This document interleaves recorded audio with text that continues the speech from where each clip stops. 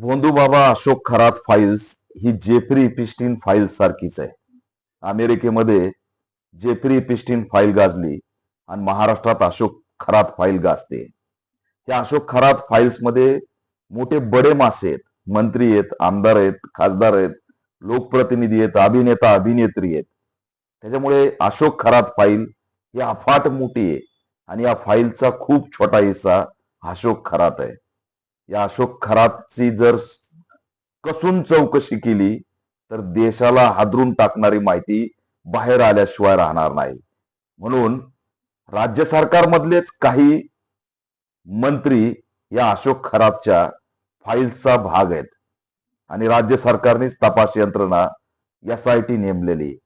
त्यामुळे या एसआयटीच्या माध्यमातून किती पारदर्शक तपास होईल याची शंका निर्माण होते.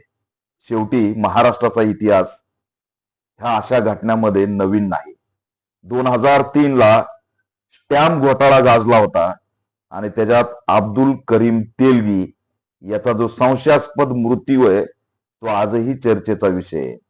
अब्दुल करीम तेलगी जर बोलला असता तर स्टॅम्प घोटाळा जो 30,000 कोटीचा होता तो अनेकांना त्या ठिकाणी संपून टाकल्याशिवाय राहिला नसता आणि तशीच अवस्था अशोक खरात फाईल्सची आहे.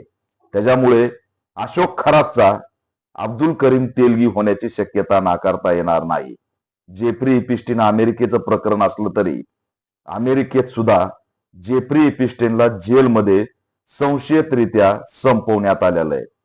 अशोक खरातचा अब्दुल करीम तेलगी न होता सखोल चौकशी होऊन या राज्यात आया बहिणींना या ठिकाणी भोंदूबाबाच्या माध्यमातून आणि अनेक प्रकरणाच्या माध्यमातून आर्थिक उलाढालीच्या माध्यमातून जे काही कांड आहे ते बाहेर आलं पाहिजे तरच या अशोक खरात फाईलला महत्व राहणार आहे. परंतु मला वाटत नाही की एसआयटीला अशोक खरात फाईल्स मध्ये असलेले बडे मासे काम करू देतील.